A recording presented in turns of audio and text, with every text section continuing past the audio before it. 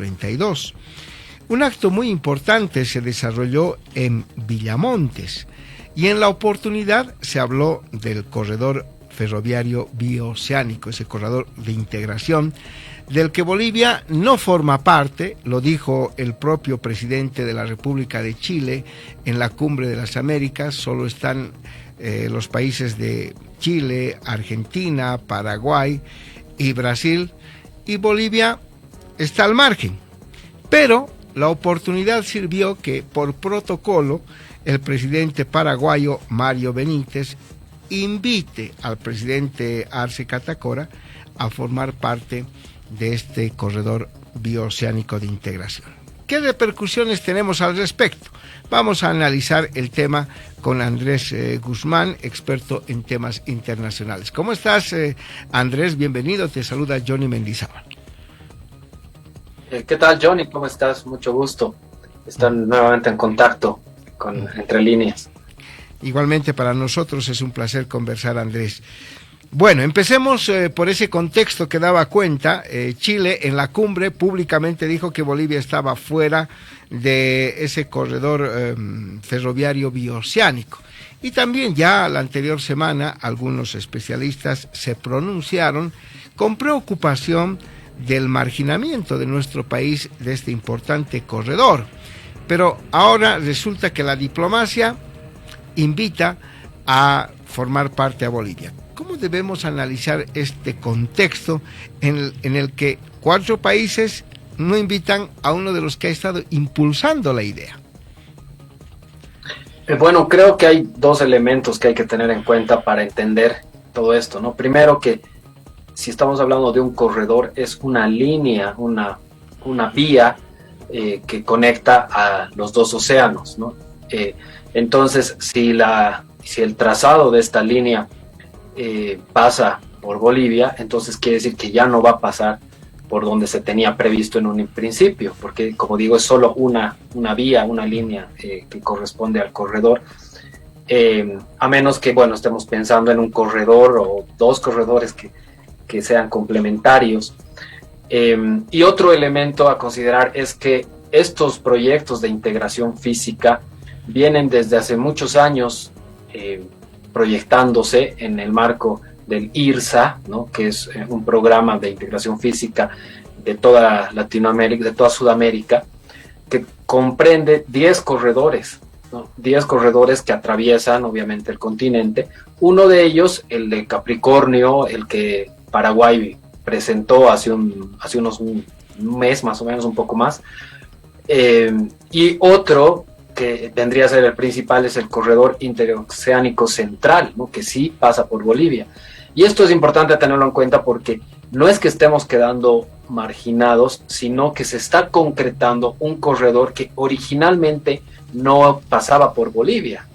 El que sí pasa por Bolivia, y siempre ha sido así, es el interoceánico central, que viene a ser además el principal, ¿no? En términos de aproximación de un océano al otro. Entonces, lo que hoy se ofrece o se menciona en este encuentro que ha habido entre los presidentes de Bolivia y de Paraguay, efectivamente es una cortesía, ¿no? De parte del Paraguay de decir Bolivia tiene que ser parte, ¿no? Pero nada más, ¿no? Sin un proyecto específico, sin decir por dónde exactamente, sin aclarar que eso significaría dejar al margen tal vez a la Argentina, o no sabemos en qué se estaría pensando. Pero lo concreto, lo real, es que el corredor interoceánico central, que es el por donde pasa Bolivia, tiene que avanzar más rápidamente para no dejar que el que viene por debajo, que está más al sur, es el de Paraguay, no se consolide antes y después sea más difícil, porque es un tema de competencia, ¿no? De por dónde van a ir los flujos del comercio de nuestra región, y para eso obviamente hay que estar antes, tener una consolidación, un posicionamiento que sea primero, y para eso naturalmente hay que invertir en las carreteras, pero no solo eso, sino también en un puerto seco, ¿no? Que es algo que se ha venido comentando desde hace muchos años, pero que es obviamente una parte importantísima de la logística, ¿no? Donde se pueda manejar carga en contenedores, que se puedan hacer los servicios que se prestan en los puertos, pero dentro del territorio boliviano, para poder generar flujos económicos y para poder darles a los comerciantes esta posibilidad, una alternativa de comercio importante. Entonces, son muchos temas complejos, pero que en lo concreto, en lo real, vienen muy diferente a lo que se muestra en términos políticos. Claro, estando en Bolivia, como no, el presidente va a decir, bueno, a ver, participen también ustedes, pero no dijeron, como tú resaltas, Andrés, el cómo y dónde. Hay 10, en uno puede participar Bolivia, que es el central, como tú decías, pero ¿cuánto hemos avanzado? Es la pregunta, porque el propio presidente paraguayo en el acto le dijo lo siguiente, afirmó que ya hay un contrato para la construcción del puente Carmelo Peralta, Puerto Murtiño, sobre el río Paraguay, y se centra en plena construcción hasta este momento, lo que viene haciendo el Paraguay, y dice que hay un primer tramo que ya se ha concretado, que es de 200 kilómetros de la mitad del corredor bioceánico. Es decir, los paraguayos no solo hablan, sino ya dicen cuánto han avanzado. Y entonces la pregunta es si Bolivia podrá engancharse a este proyecto que ya está en marcha, o quizá, volvemos al tema, por cortesía, ¿no? Y para no bajar los ánimos de la población, le dijo al presidente, a ver, súmense.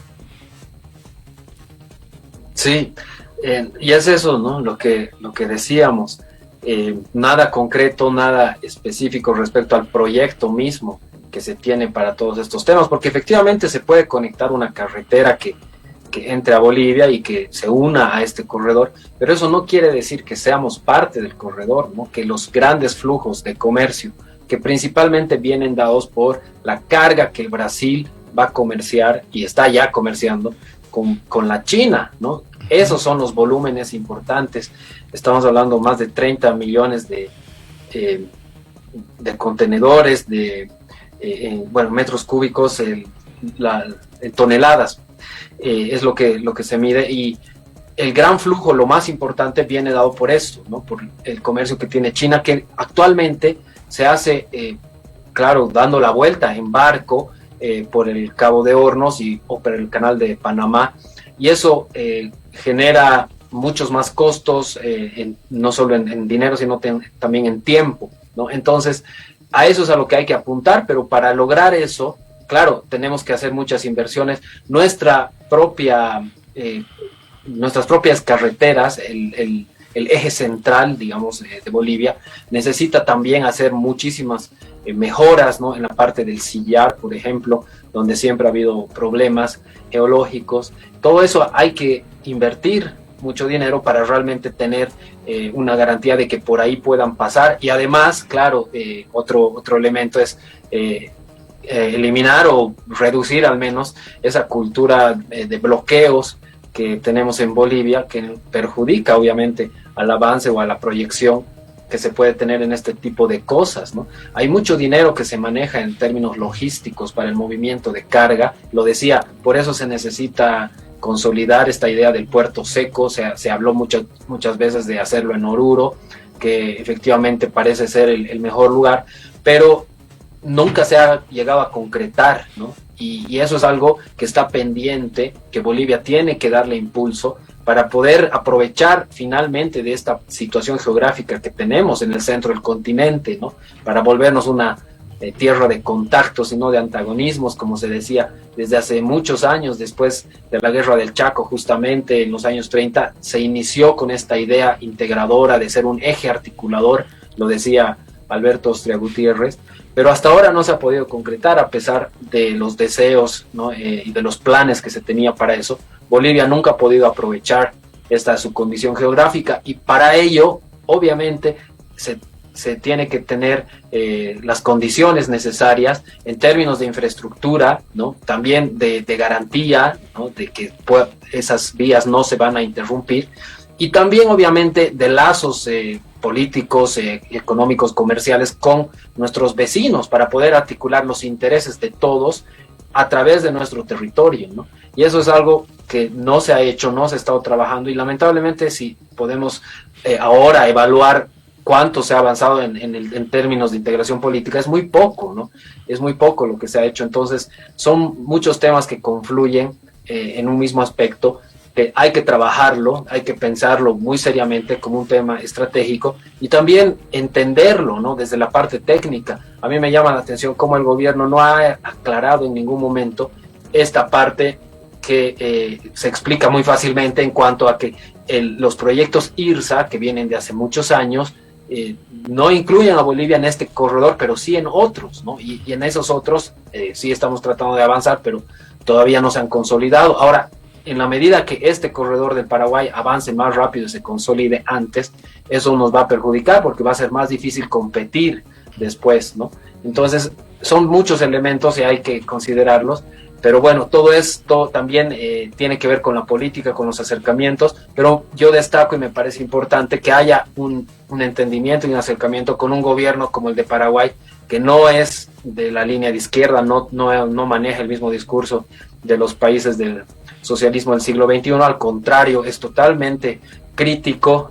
Paraguay no mantiene relaciones con Venezuela y eso muestra que en este tema al menos sí hay una suerte de pragmatismo, porque nos entendemos, porque podemos hablar de presidente a presidente sin que medie la ideología.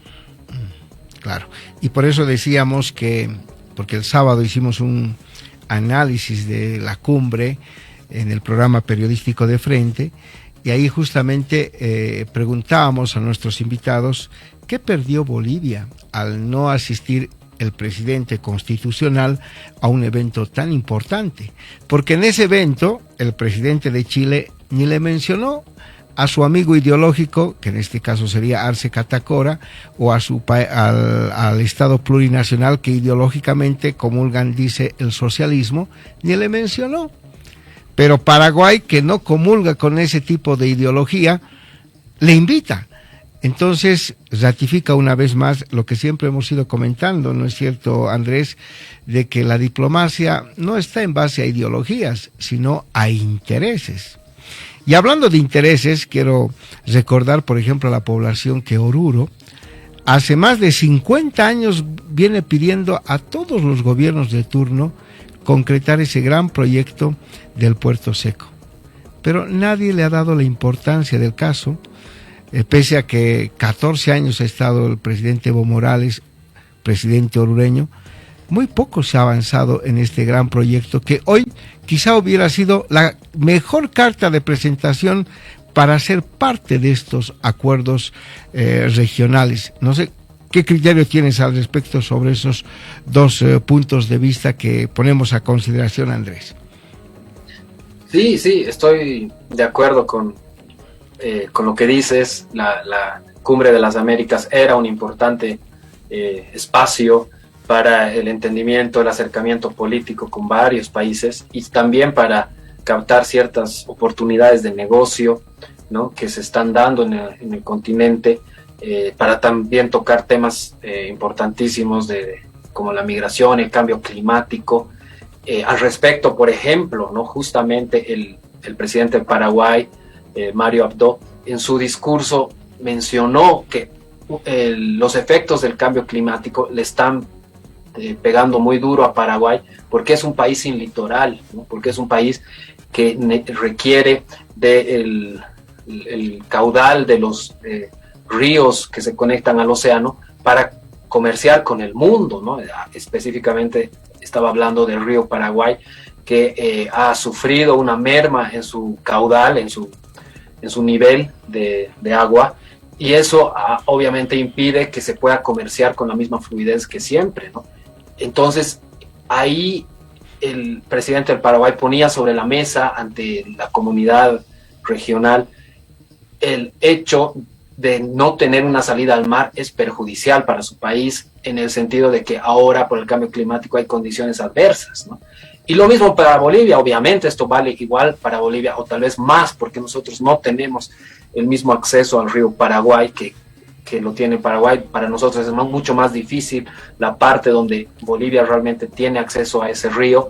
Es muy difícil, no es navegable todo el año, y más ahora con estas bajas del nivel del agua. Entonces, esos temas eran importantes ponerlos sobre la mesa, hacerlos conocer, llevarlos a esta cumbre, ¿no? Pero lamentablemente no se ha hecho por temas ideológicos, obviamente, ¿no? Entonces, yo no estoy de acuerdo con esa política que se antepone, ¿no?, la ideología del gobierno por sobre los intereses del país. Y bueno, todos esos temas. Respecto al Puerto Seco, me parece muy bueno, Johnny, que lo menciones, porque no mucha gente habla de esto, no hay un debate respecto a este tema, y es importantísimo para el desarrollo de la logística, del aprovechamiento de nuestra geografía. Como decía, el Puerto Seco es fundamental, ¿no? Y siempre se lo ha proyectado como un eslabón dentro de las cadenas de suministro para Bolivia, en las que se administre la carga que viene de los puertos chilenos, principalmente de Arica y Iquique, ¿no? Pero hay que pensarlo incluso más allá, ¿no? No solo para administrar ese tipo de carga, sino también la que puede venir del Brasil, como decía, hacia los mercados asiáticos, que van a ser volúmenes mucho mayores. Y en el caso de los puertos chilenos, también ya existe incluso competencia, porque hay unos espacios extraportuarios que se están constituyendo ya en Arica y también en Iquique, donde se realizan estos trabajos, o sea, son faenas portuarias, ¿no?, de desconsolidación de contenedores, para repartirle el trasvasije, cambiar de contenedor, poner en otro contenedor un tipo de carga. Hay varios servicios portuarios que se ofrecen dentro de un puerto seco, que obviamente generan movimiento económico, y eso ya se está haciendo en Chile. O sea, en Arica, en la ciudad de Arica, fuera del puerto, ya hay espacios extraportuarios que hacen estos servicios. Entonces ya tenemos ahí competencia en ese sentido, que va a ser más difícil luego de revertir o de competir, porque ya van a estar más consolidados, ¿no?, el momento en el que lleguemos a establecer nuestro puerto seco. Entonces todo esto también hay que pensarlo, ¿no?, actuar rápido y de una vez con estos temas para lograr que ese movimiento económico, esa generación de empleos que genera el transporte de las mercancías, de las cargas, se quede en Bolivia y no vayamos a beneficiar a otros países cuando nosotros mismos podemos hacerlo, ¿no? Es algo muy importante y hay que pensarlo en términos logísticos. Por eso el puerto seco es una urgencia, es algo que realmente hay que darle un impulso, y ojalá que sea pronto para que podamos aprovechar de esto y no nos hagamos ganar con la competencia que ya está surgiendo. Andrés, te tomo la palabra porque has puesto el dedo en la llaga. ¿De qué sirve hablar de integración si no muestras trabajo, ¿no? El Paraguay vino y dijo, nosotros ya estamos construyendo, ya estamos en 200 kilómetros, pero igual, súmense, las puertas están abiertas, en otras palabras, porque a eso voy a llegar. Pero te decía, te tomo la palabra para ver la importancia de los puertos secos en un programa de 2 horas del fin de semana. Voy a buscar a algunos amigos de Oruro para que ellos también con objetividad puedan decir cuánto realmente se ha avanzado en más de 50 años ese sueño que tiene Oruro de tener puerto seco, ¿no? Entonces, a ver si en algún momento coincidimos en tiempos y podamos analizar exclusivamente este tema. ¿Te parece, Andrés? Claro que sí, con mucho gusto. Bien. Y volviendo al tema de las puertas abiertas, ¿no?, que protocolarmente lo dijo el presidente del Paraguay. Va a haber, dice, una reunión en unos meses, un encuentro donde van a estar invitados los presidentes de Argentina, Alberto Fernández, de Chile, Gabriel Boric, también del Brasil, Bolsonaro, y a esa reunión se le invita a Arce Catacora.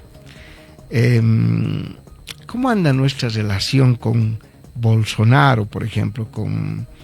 Ya hemos señalado que con el Paraguay no hay cercanía ideológica, Con Bolsonaro tampoco. Con Argentina. Argentina tiene problemas, ¿no? Están divididos ahí los populistas y parece que Fernández ya no está con el guiñador al socialismo, sino que está con otras intenciones. Y Chile, que es un país socialista, dice, o por el discurso que dio su presidente, pero ni le mencionó a Bolivia, como decíamos. Entonces, ¿cómo será ese ambiente, no? A ver, tú que conoces de diplomacia, en esas condiciones, ¿cómo se podrá dialogar? ¿Primarán los intereses o habrá la ayudita del amigo? Bueno, yo creo que todos se guían más que nada por el pragmatismo, ¿no? Por los intereses, como dices. Y ojalá que eso se mantenga y ojalá que Bolivia también entienda esa forma de ver el tema, ¿no? De las relaciones internacionales, que es muy importante para que finalmente logremos que nuestros intereses prevalezcan y no sean más bien los de otros países, ¿no? Que son muy cuestionados por la comunidad en general. Entonces, con Brasil las cosas vienen mal, ¿no? Desde los comentarios que hizo Jair Bolsonaro respecto a que YPFB estaría bajando el envío de gas para enviárselo a Argentina, ¿no? Eso no sé hasta qué punto sea cierto, porque no lo han aclarado tampoco, por lo menos no he tenido yo más noticias. Y es algo que naturalmente tensa nuestras relaciones y que da cuenta de que no hay un relacionamiento fluido, no tenemos tampoco representante, que yo sepa no se ha designado hasta ahora un embajador, y eso también muestra, ¿no? el desinterés que hay en entenderse con este país que es fundamental, es estratégico para nuestras relaciones. Con Argentina, claro, tenemos mucho mejores relaciones, pero claro, el presidente Fernández parece estar en serios aprietos, principalmente por el tema económico, pero también por otros escándalos que ahora están surgiendo de un avión iraní que habría llegado a la Argentina. Y vemos también esta postura un tanto ambivalente, ¿no? del mismo presidente Fernández, que primero visita a Putin y le dice Argentina es la puerta de entrada para Rusia en Latinoamérica, y después se va a Europa y les dice a los europeos que es correcto lo que están haciendo con la OTAN, y que Argentina apoya todo lo que se hace y además condena, ¿no? a Rusia por la invasión a Ucrania. Entonces hay una política que no se entiende desde el lado de Argentina, a pesar de que en las votaciones en la ONU Argentina ha sido muy claro en condenar la invasión. Hay otras salidas de cuando en cuando. Entonces, bueno, en todo caso las relaciones con Bolivia parecen ser buenas, y eso habría que explotarlo en favor de nuestros intereses igualmente, ¿no? Con Chile siempre las cosas, bueno, son un poco tensas, pero ha habido también un primer encuentro de los dos presidentes. Luego el mismo presidente Arce cortó las intenciones que tenía Boric por restablecer las relaciones diplomáticas, lo cual me pareció correcto porque no es el momento, no es cómo hay que hacerlo, ¿no?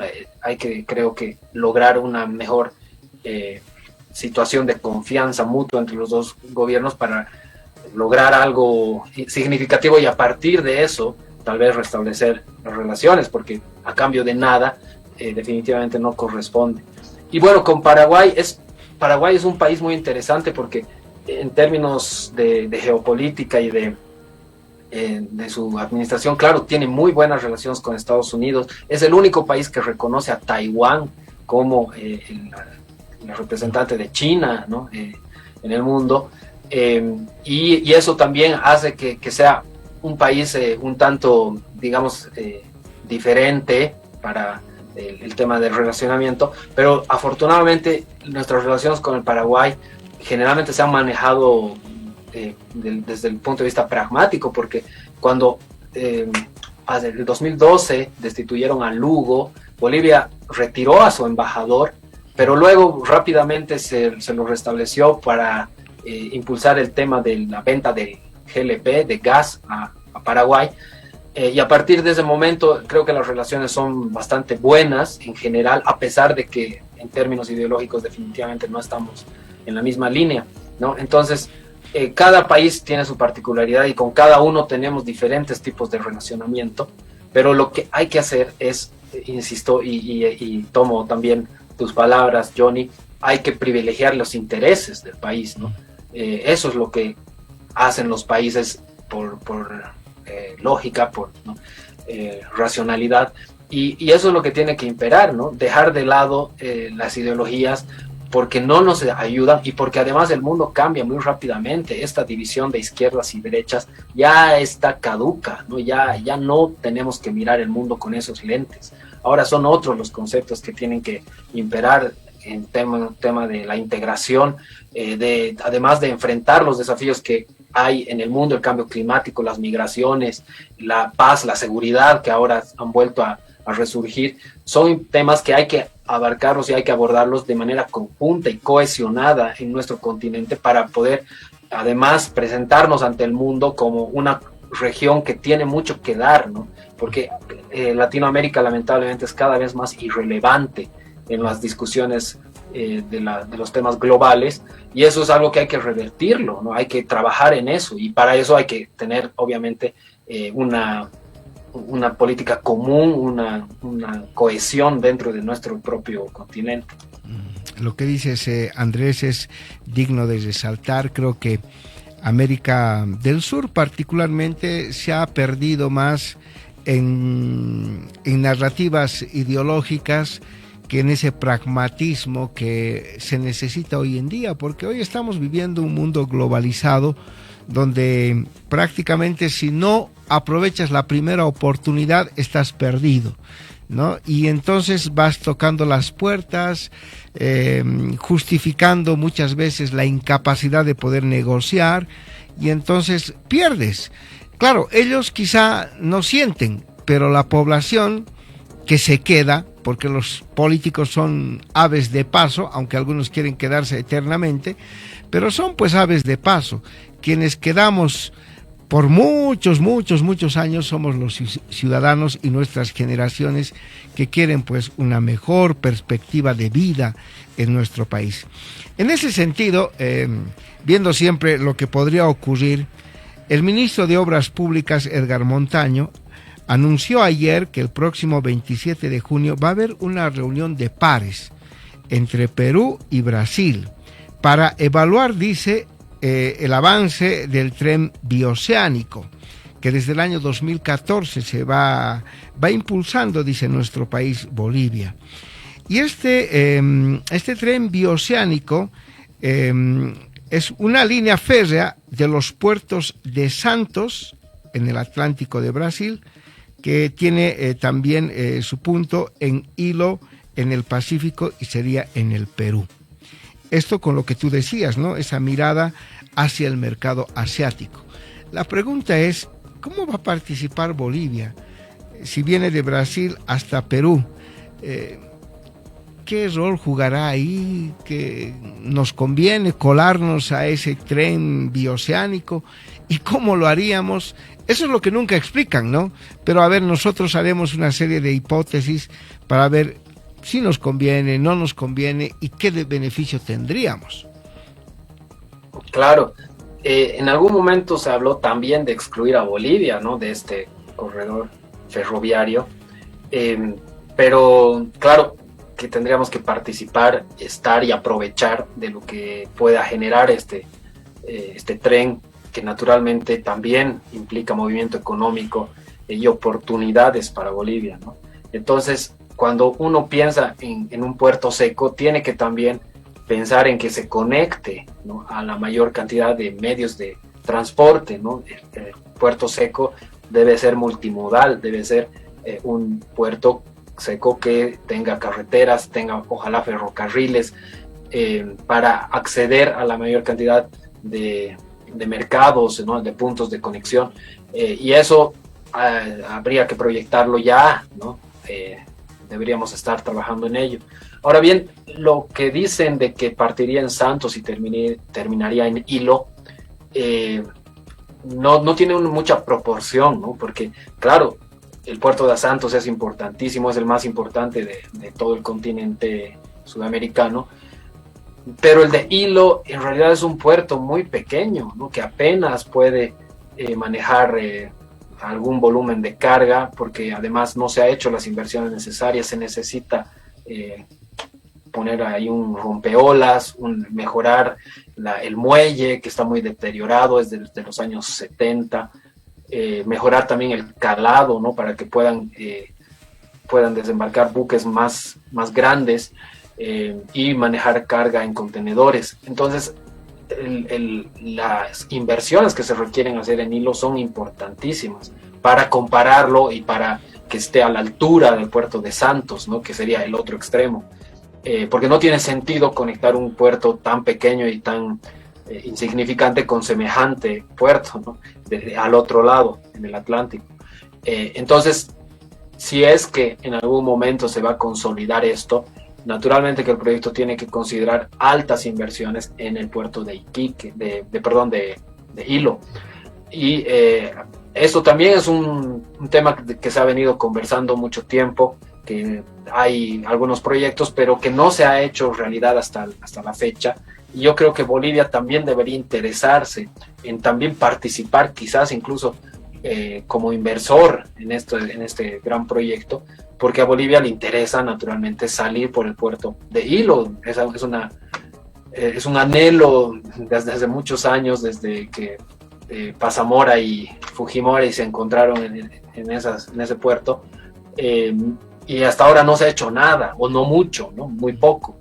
Entonces hay que trabajar en ello y hay que pensar que cuando se presentan las oportunidades hay que tomarlas, y no necesariamente significa hacer grandes erogaciones de dinero, porque a estos temas obviamente hay mucha atracción de inversores privados que pueden participar, pero la cosa obviamente es darle las facilidades, desarrollar los proyectos junto con obviamente los gobiernos que estén involucrados, pero atraer inversión privada para que esto pueda ser una realidad, ¿no? Y es posible. Yo creo que se puede trabajar en ello. El tema de la logística abre espacios impresionantes de mucho dinamismo, y ahora más que nunca, que se están reconfigurando las cadenas de suministro en el mundo. Estados Unidos está viendo de atraer todas las inversiones que tenía en el Asia, traerlas a nuestro continente en lo que se llama el nearshoring, ¿no? Que es tener una cadena de suministro a mano, no detrás de un océano, sino todo cerca, ¿no? Y eso obviamente genera altísimas oportunidades de negocio, de inversión, y hay que estar en eso, ¿no? No hay que quedar al margen, no hay que aislarse o autoaislarse de todas esas intenciones que existen actualmente, que abren oportunidades y que para Bolivia van a ser fundamentales. Andrés, muchísimas gracias por haber conversado, nos has dejado muchas luces de lo mucho que nos falta para hacer buena diplomacia bilateral y ser más